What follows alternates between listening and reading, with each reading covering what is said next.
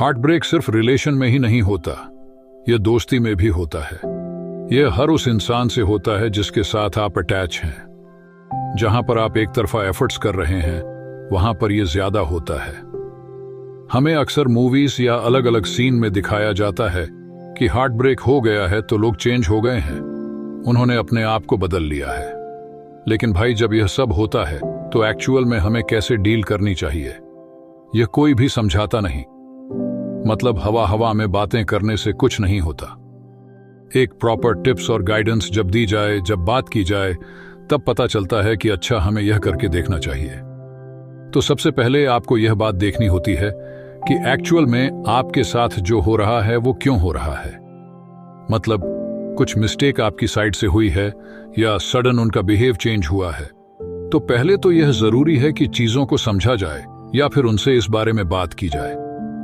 अब देखो, या तो वो क्लियर बात करेंगे या वो बात करेंगे ही नहीं। तो फर्स्ट आता है कि अगर वो बात करते हैं तो इतनी अंडरस्टैंडिंग तो होनी चाहिए कि चीजों को सॉर्ट आउट करें और फिर रिश्ते को सही करने की कोशिश करें। लेकिन यह सिर्फ तब होगा जब वो वाकई आपके साथ रहना चाहेंगे। और सेकंड होता है कि जब वो बात करेंगे ही नहीं। अब अगर वह बात करने में इंटरेस्टेड ही नहीं है और उन्हें सिर्फ अपनी ही बात सही लग रही है तो बात नहीं करेंगे। तो ऐसे में आपको एक्सेप्ट करना होता है कि आपने तो अपनी साइड से एफर्ट्स किए थे ना, आपने तो बात करने की कोशिश की थी, लेकिन वो खुद ही बात नहीं करना चाहते। इसके बाद आता है कि आपको ना ब्रेक लेना होता है।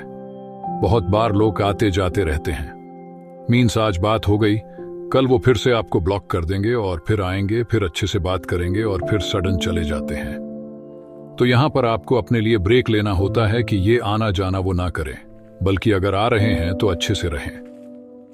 अब अगर आप उन्हें बार बार अप्रोच करेंगे या उन्हें बार बार अपनी लाइफ में एंटर करके अटैचमेंट शो करेंगे, बट वह बार बार आ रहे हैं, जा रहे हैं, तो इससे सिर्फ आपको फील होगा। इसीलिए यह कनेक्शन साइड करना जरूरी होता है ताकि आप अपने आप पर ध्यान दे सकें।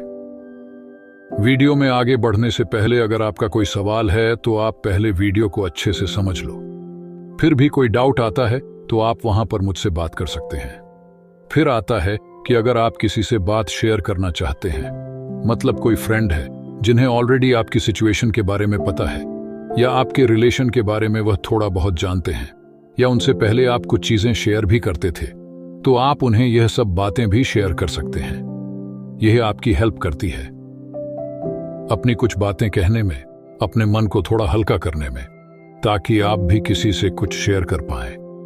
नेक्स्ट है कि आपका जो टाइम है, मतलब जो अभी थोड़ा खाली खाली है, उन्हें थोड़ा थोड़ा यूज करने की कोशिश करो। अगर आप कुछ सीख नहीं रहे हो और आपके पास टाइम है तो आपको कुछ ना कुछ सीखना चाहिए। आपको अपने आप को इन्वॉल्व करना होगा, आपको नई चीजें सीखने पर ध्यान देना होगा। इससे आपका कॉन्फिडेंस काफी अच्छा होता है, आप अपने आप को इम्प्रूव कर पाते हैं।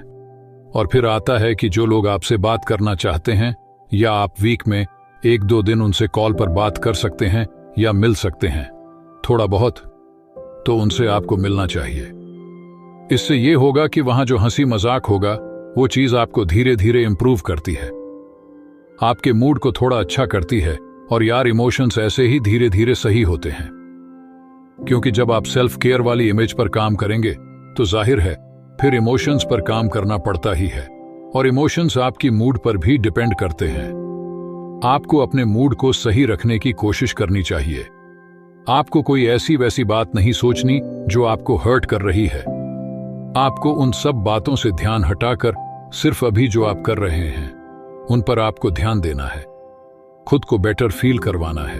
यह बातें धीरे धीरे आपको हील करने में मदद करती हैं, आपको बेटर फील करवाती है। ये चीज जब आप करेंगे तो वैसे तो काफी हद तक आप अपने आप को मूव ऑन कर पाएंगे, आपको बेटर फील होगा।